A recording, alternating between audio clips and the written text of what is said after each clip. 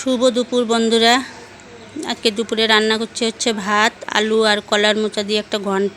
এখানে কলার মোচার পকোড়া, আর যেহেতু গরম তাই জন্য একটু আমের চাটনি করছি, আর পাতলা করে মসুর ডাল, আর ডাল হলে তো লেবু থাকবেই। এই ছিল আজকে দুপুরের মেনু।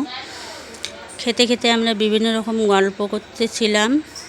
আর রান্না করার পরে ঘর থেকে বেরোনোর পর শরীরটা এত হাঁসফাঁস করে, কোনো কিছুই আর ভালো লাগে না। কিন্তু ভালো না লাগলে কি করব বলো, যেহেতু আমার একলা সংসার, বাড়িতে আর কেউ নেই, আমরা তিনজনেই, তাই সব কাজ আমাকে একলাই করতে লাগে। আর এখন খুব গরম পড়ে গেছে, ছেলের স্কুল ছুটি, তাই আর তাড়াহুড়ো করে রান্না করতে হয় না। আমি ধীরে ধীরেই রান্না করতে পারি। কয়েকদিন থেকে রান্না করে ছেলেকে আগেই খেতে দিয়েছি, ও খেয়ে নিয়েছে, আর আমরা দুজন খেতে বসছি। খাওয়ার পরে আমি খাচ্ছি হচ্ছে আমের টক। এভাবে আমের টক আমাদের বাড়িতে খুব পছন্দ করে, আমার ছেলে তো ভীষণ পছন্দ করে। তোমরা এভাবে বানিয়ে খেয়ে দেখো, খুব ভালো লাগে। আর খেয়ে কমেন্টে জানাবে, আর ভিডিওটি ভালো লাগলে লাইক কমেন্ট শেয়ার করে দিও।